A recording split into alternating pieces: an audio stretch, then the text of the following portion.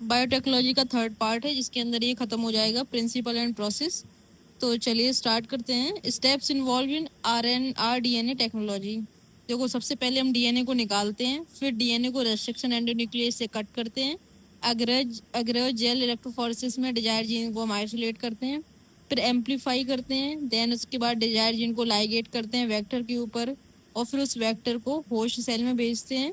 और उसके बाद में चला गया कि नहीं, तो ट्रांसफॉर्मेंट और नॉन ट्रांसफॉर्मेंट में अंतर स्टार्ट मतलब ढूंढते हैं। और उसके बाद में हम फॉरेन जीन प्रोडक्ट बनाते हैं, देन डाउनस्ट्रीम प्रोसेस करते हैं। तो ये आपके स्टेप्स हैं। तो इसमें पहला स्टेप जो है वो है isolation of DNA.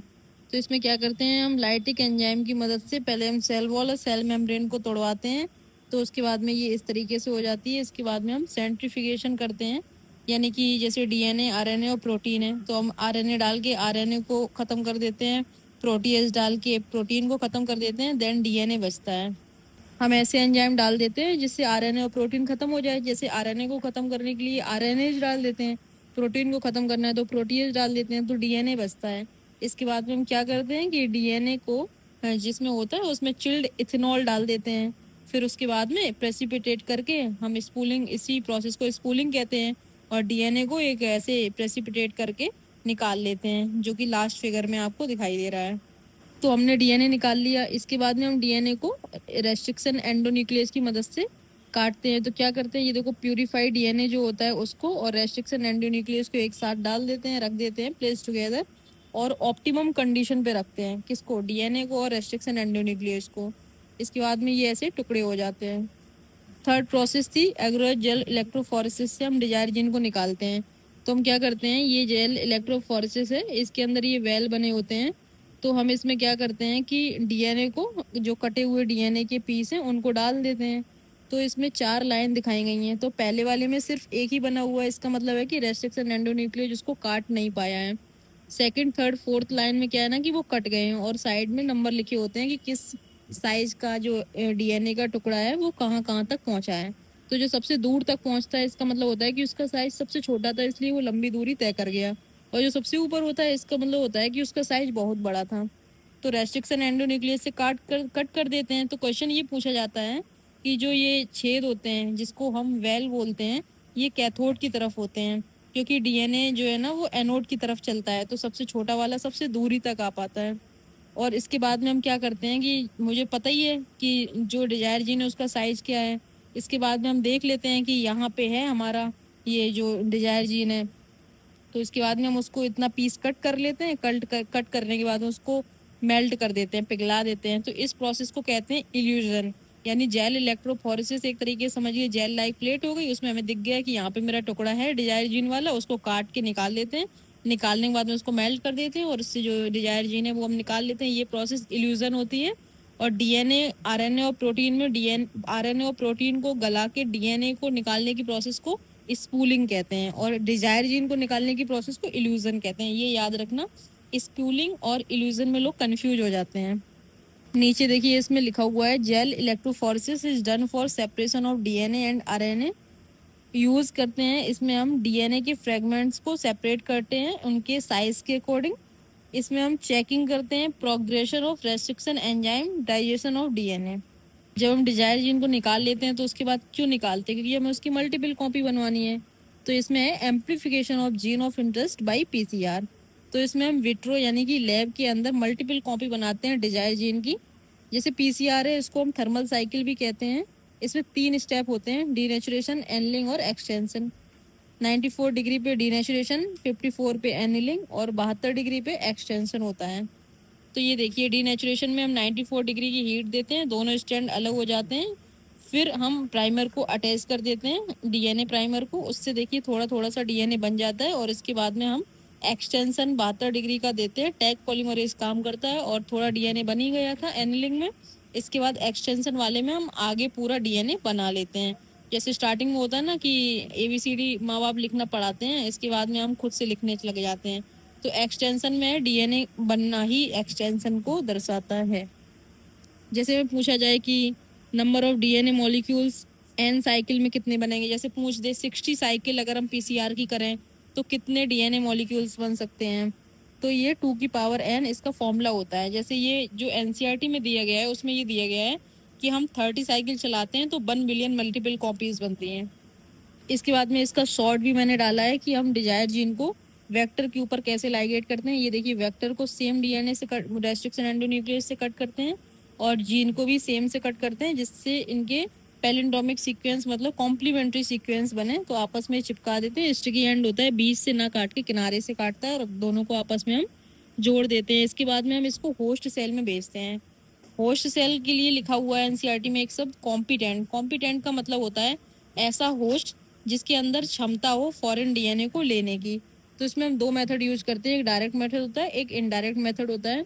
Indirect method में होता है कि हम वेक्टर का यूज करते हैं, तो वो इनडायरेक्ट मेथड हो गया। तो इसमें हम जीन ट्रांसफर करते हैं बैक्टीरिया में, प्लांट में और एनिमल में। और एक डायरेक्ट मेथड होता है जिसके अंदर माइक्रो इंजेक्शन, इलेक्ट्रोपोरेशन और particle gun, biolistic method use करते हैं।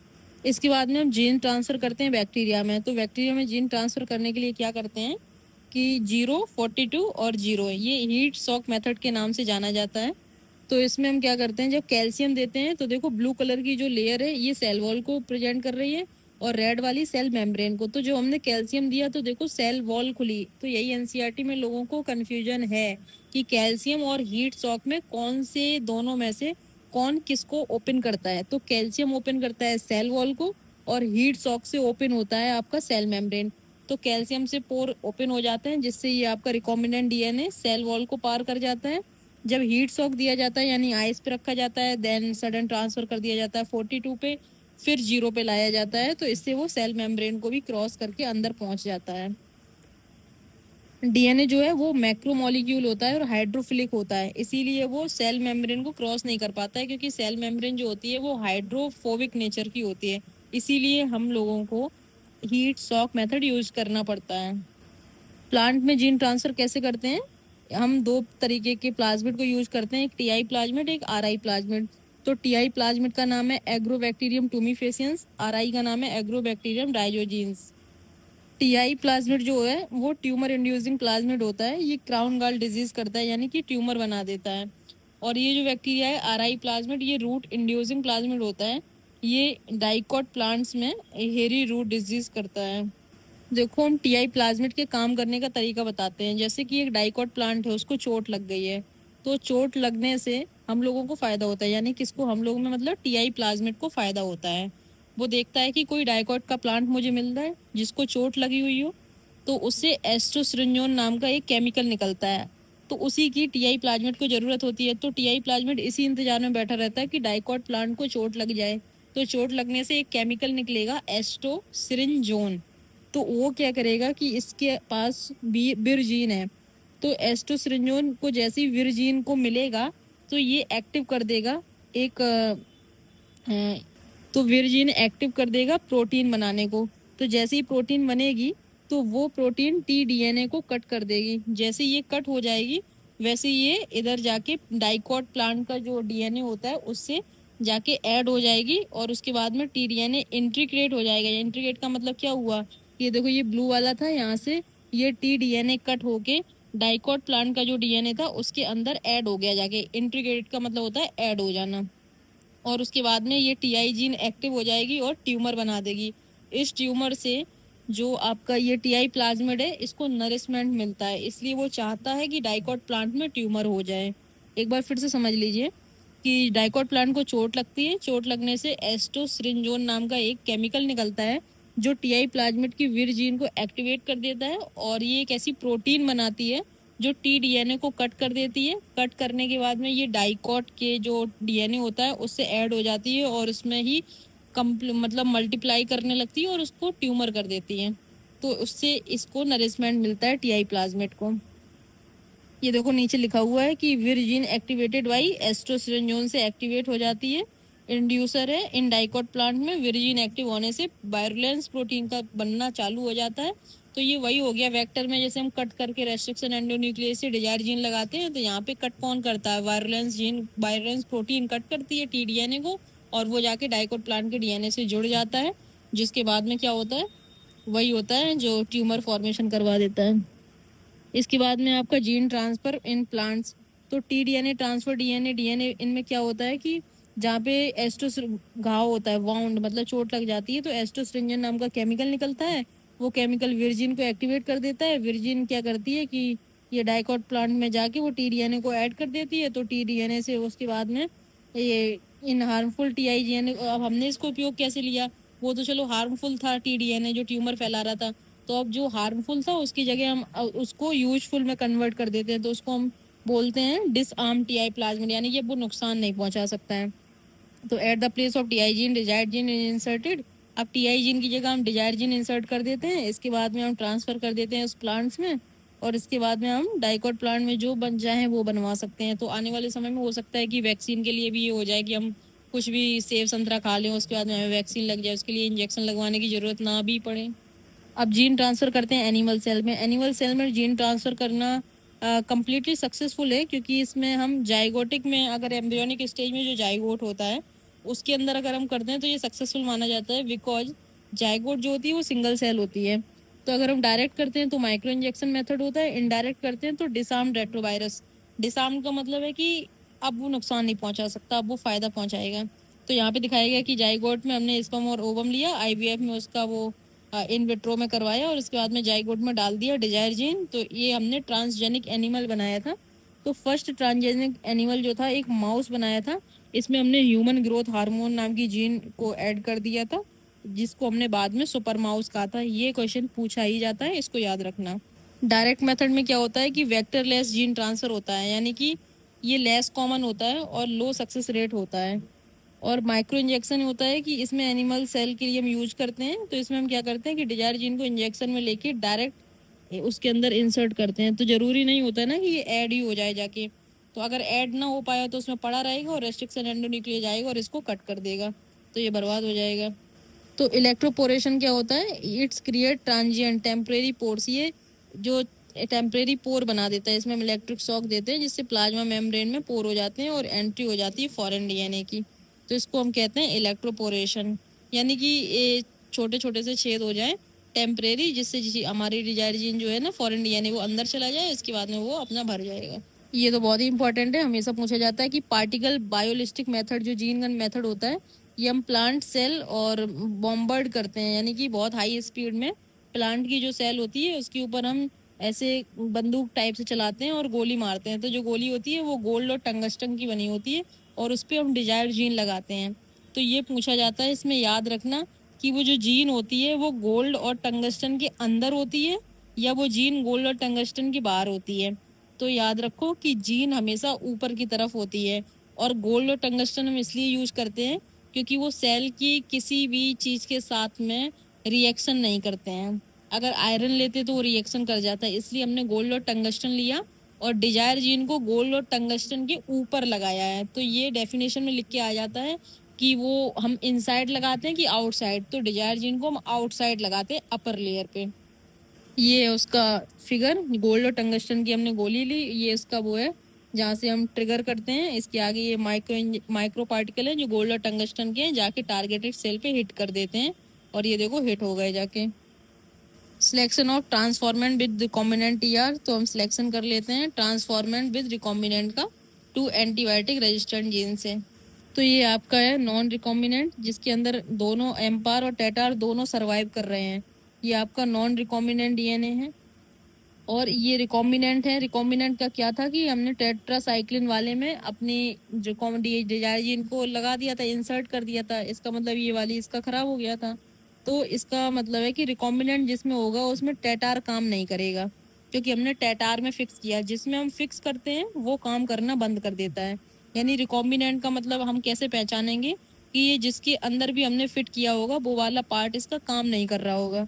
तो रिकॉम्बिनेंट में सिर्फ एम्पार जिंदा रहता है और टेटार काम नहीं करता है, और नॉन रिकॉम्बिनेंट में दोनों ही काम करते हैं, क्योंकि वो जिसके अंदर चला जाता है कुछ भी जाए दोनों काम करते रहें तो नॉन रिकॉम्बिनेंट। तो जैसे ये था, तो इसमें रिकॉर्ड एम्पार और टेटार में से कुछ भी नहीं गया, तो इसके अंदर दोनों ही सरवाइव नहीं करेंगे। तो इसकी पहचान है कि ये नॉन ट्रांसफॉर्मेंट है, यानी कि इसके अंदर ना तो एम्पार गया और ना ही टेटार गया। अब इसके अंदर जब हमने देखा तो देखा एम्पार है टेटार भी है, इसका मतलब दोनों है। तो इसका मतलब ये कि ट्रांसफॉर्मेंट तो हुआ है, लेकिन किसका, नॉन रिकॉम्बिनेंट का। और इसके अंदर हमने जब देखा कि दोनों में फिर जब हमने टेट्रासाइक्लिन वाली प्लेट देखते हैं तो देखते हैं कि उसमें एम्पार ही सर्वाइव कर रहा है, ट्रांसफॉर्मेंट नहीं। तो अब ऐसे जान जाते हैं कि रिकॉम्बिनेंट वाला इसमें गया। तो ट्रांसफॉर्मेंट तो दोनों ही है, क्योंकि एम्पार और एम्पार तो दोनों में ही कॉमन है ना, इसलिए दोनों ट्रांसफॉर्मेंट है। लेकिन टेटार भी जिसमें हो जाएगा, इसका मतलब वो नॉन रिकॉम्बिनेंट है, रिकॉम्बिनेंट वाला नहीं गया। और रिकॉम्बिनेंट वाला जिसमें चला जाता है वो उसमें काम करना बंद कर देता है, इसलिए ये रिकॉम्बिनेंट, ट्रांसफॉर्मेंट रिकॉम्बिनेंट है। फिर हम क्या करते हैं कि एक प्लेट बनाते हैं, मास्टर प्लेट, तो जिसमें हम ऊपर नॉन ट्रांसफॉर्मेंट वाला रखते हैं, नीचे आपका non recombinant, transformant non recombinant होता है, इधर ट्रांसफॉर्मेंट रिकॉम्बिनेंट। और इसके ऊपर ही हम जो जैसे फिगर को कॉपी करते थे ना, एक कागज लगाते हैं, उससे फोटो कॉपी कर लेते हैं और एक इधर छाप दिया ये, और एक इधर छाप दिया, इसके ऊपर रख के इसकी हमने फोटो कॉपी मतलब सेम सेम छाप दी। तो हमने देखा कि इसमें ऊपर वाला मर गया, तो इसका मतलब है कि नॉन ट्रांसफॉर्मेंट, ना तो इसमें एम्पार गया ना ही इसमें टेटार गया। जब हमने इसको देखा तो इसमें दोनों जिंदा थे, इसका मतलब ये ट्रांसफॉर्मेंट तो है पर नॉन रिकॉम्बिनेंट। जब इसको हमने देखा टेट्रासाइक्लिन वाले को, तो ये भी सर्वाइव नहीं किया, इसका मतलब रिकॉम्बिनेंट वाला इसमें चला गया। अब आप लोग ये सोचेंगे कि जब रिकॉम्बिनेंट वाला भी टेट्रासाइक्लिन की प्लेट में मर गया, तो फिर हम कॉपी किसकी बनाएंगे? तो ये मास्टर प्लेट में बनाएंगे ना, क्योंकि यहाँ से हमने इसको तो चेक करने के लिए दिए देखा था कि किस में गया है। तो हम यहाँ पे तो नॉन रिकॉम्बिनेंट वाला जिंदा है ना, तो इसकी हम कॉपी, मल्टीपल कॉपी बना लेते हैं। तो ये यहाँ लिखा हुआ है कि रिकॉम्बिनेंट का सिलेक्शन हम करते हैं कि जो एंटीबायोटिक रेजिस्टेंट जीन होती है जैसे टेट्रासाइक्लिन, तो उसका इनएक्टिवेशन कर देते हैं, फिर वो जिसमें जाएगी वही रिकॉम्बिनेंट होगा। तो ये हम इसलिए थोड़ा सा ये असर्शन रीजन बन जाता है, क्योंकि इसके बाद में लिख के आ जाता है कम्बरसम, यानी कि डिफिकल्ट प्रोसीजर होता है, क्योंकि पहले मुझे एक मास्टर प्लेट बनानी पड़ती है, फिर उस मास्टर प्लेट की कॉपी करके 2 प्लेट और बनानी पड़ती हैं। तो ये साइमल्टेनियसली मतलब साथ साथ में ही करना पड़ता है, साइमल्टेनियसली प्लेटिंग करनी पड़ती है 2 डिफरेंट प्लेट की। तो therefore alternative selectable marker have been develop, तो इसके लिए हमने फिर अलग से एक सिलेक्टेबल मार्कर की टेक्निक को डेवलप किया है। तो हमने वेक्टर यूज किया है आपका पीवीसी 8, 18 और 19। तो इसमें हमने क्या किया है, लैग जेड जीन को, तो हमने क्या किया है, जो लैग जेड जीन है, जैसे वहाँ पे एम्पार था, टेटार था, तो टेटार में हम इंसर्शनल इनएक्टिवेशन कर रहे थे, जो जिससे टेटार जिसमें काम नहीं कर रहा था वही रिकॉम्बिनेंट होता था। जैसे एम्पार काम कर रहा था, टेटार नहीं कर रहा था, इसका मतलब टेटार ही रिकॉम्बिनेंट होता था। अब हम क्या करेंगे, लैग जेड जीन अगर बीटा गैलेक्टोसाइडेज एंजाइम बनाएगी, यही इसी को बीटा गैलेक्टोसाइडेज को ही कहते हैं, रिपोर्टर एंजाइम। अगर lag Z gene beta galactosidase enzyme बनाएगी, तो एक्सगल जो होता है वो व्हाइट कलर का होता है, वो ब्लू में कन्वर्ट हो जाएगा। यानी अगर ब्लू में कन्वर्ट हो रहा है, अगर ब्लू कलर आ रहा है, यानी कि lag Z gene beta galactosidase enzyme बना रही है। तो एक्सगल क्या होता है, एक क्रोमोजेनेटिक सब्सटेंस होता है, रॉ मटेरियल की तरह काम करता है, फिर इससे हम कोई भी कलर कन्वर्ट कर सकते हैं। लेकिन अगर ब्लू कलर बन रहा है तो lag Z gene beta galactosidase enzyme बना रही है, जिससे ये ब्लू कलर आ रहा है। ठीक सेम प्रोसेस होता है एम्पार टेटार वाला, कि एक जगह एम्पार लिया, एक जगह लैग जेड ले लिया, लैग जेड का इंसर्शनल इनएक्टिवेशन कर दिया, यानी कि रिकॉम्बिनेंट की पहचान वही होगी जिसमें लैग जेड काम नहीं करेगा। अब एंटी एंटी क्यों लिखा हुआ है कि इसमें एम्पार और लैग जेड दोनों नहीं गया, तो वो नॉन ट्रांसफॉर्मेंट, इसमें दोनों गए इसलिए ट्रांसफॉर्मेंट है, बट इसमें अभी दोनों चल रहे हैं, जिंदा हैं, इसका मतलब ट्रांसफॉर्मेंट के साथ नॉन रिकॉम्बिनेंट है। लेकिन इसमें लैग जेड काम करना बंद कर गया, यानी ट्रांसफॉर्मेंट के साथ यही वाला रिकॉम्बिनेंट है। तो हम क्या करेंगे, ठीक वैसे ही जैसे मास्टर प्लेट बनाएंगे, तो इसमें ऊपर वाले का तो काम खत्म ही हो जाएगा, क्योंकि एम्पायर लैग जेड कोई गया ही नहीं। इसके बाद में जो ब्लू कलर की कॉलोनी दे देगा, इसका मतलब है लैग जेड जीन काम कर रहा है, इसका मतलब ये ट्रांसफॉर्मेंट नॉन रिकॉम्बिनेंट वाला है। और जिसमें व्हाइट कलर आएगा, इसका मतलब वही रिकॉम्बिनेंट है, क्योंकि हमने लैग जेड जीन में ही इंसर्शनल इनएक्टिवेशन किया था। जब लैग जेड जीन मतलब हमने कहा था कि काम ना करे, वही रिकॉम्बिनेंट है, काम नहीं करेगी तो वो व्हाइट कलर देगी, यानी व्हाइट कलर दे रही है तो इसका मतलब वो रिकॉम्बिनेंट है। फिर हम क्या करेंगे, फॉरेन जीन प्रोडक्ट में हम निकाल लेंगे, जैसे ह्यूमन प्रोटीन। तो ये याद रखना आप कि if any protein in coding gene is expressed in A heterologous host. Heterologous host का मतलब ये है कि जैसे हमारे शरीर से ह्यूमन की इंसुलिन जीन निकाली गई है, वो ह्यूमन के अलावा किसी और में फिट कर दी जाए, तो उसको बोलते हैं हेट्रोलोगस होस्ट। तो ये असर्शन रीजन में क्वेश्चन आता है कि हेट्रोलोगस होस्ट होता है या होमोलोगस। तो हेट्रोलोगस होगा, क्योंकि हमने ये इसको ई कोलाई के अंदर फिट किया है। इसके बाद में हमने ग्रोथ करवाई पहले स्मॉल स्केल पे, कि हम चेक करते हैं कोई एरर हो तो उसको सही कर लें, फिर हम बड़े लेवल पे मल्टीप्लाई करवाते हैं।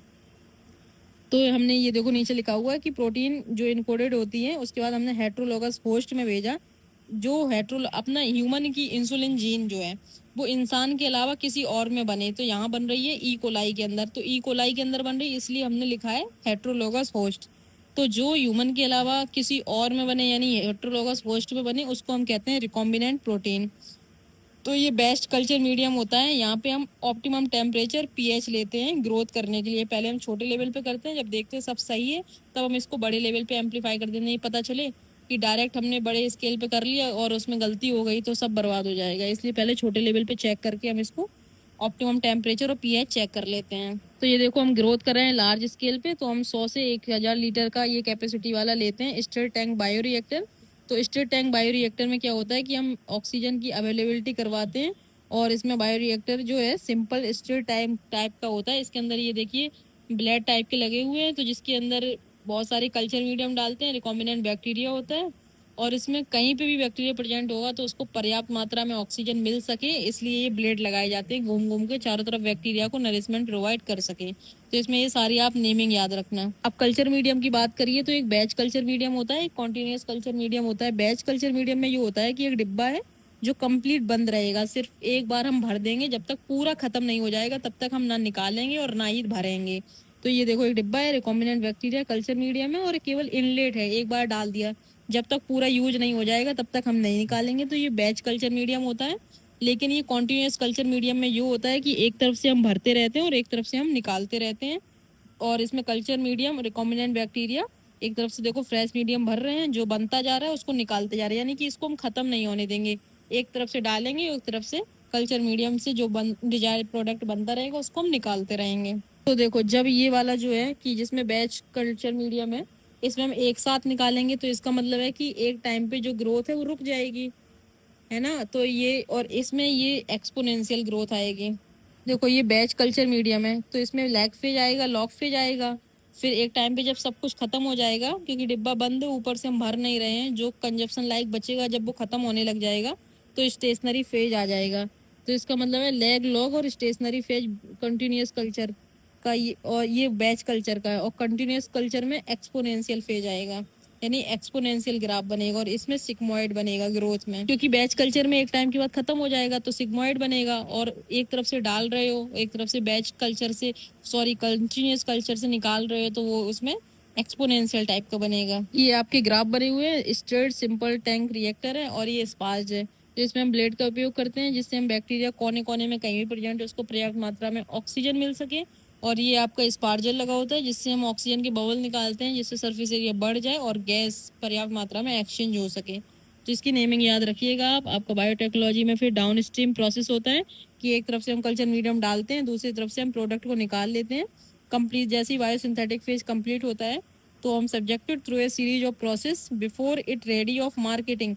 मार्केट में जाने से पहले भी हम कुछ उसमें स्टेप करते हैं, जैसे हम प्रोडक्ट को निकालते हैं, फिर प्यूरिफाई करते हैं, फिर उसमें जैसे जो भी है उसमें कुछ फॉर्मुलेटेड सुटेबल प्रिजर्वेटिव मिलाते हैं। और अगर ये प्रिजर्वेटिव जो होता है डाउन स्ट्रीम प्रोसेसिंग में क्या होता है कि हम क्वालिटी कंट्रोल टेस्टिंग करते हैं, vary from product to product, यानी क्वालिटी कंट्रोल सब प्रोडक्ट जो किस तरीके का प्रोडक्ट है उसमें हमें डिपेंड करता है, चेक करना पड़ता है। एक तो हम सेपरेशन करते हैं, फिर प्यूरिफिकेशन करते हैं, फिर उसको हम सुटेबल प्रिजर्वेटिव से मिलाते हैं, जैसे कलरिंग एजेंट वगैरह फ्लेवर के लिए मिलाते हैं। इसके बाद हम क्वालिटी कंट्रोल टेस्टिंग करते हैं, और अगर ड्रग या मेडिसिन है तो ही क्लिनिकल ट्रायल होगा, अदरवाइज नहीं होगा। फिर हम पैकिंग करते हैं और मार्केट में भेज देते हैं।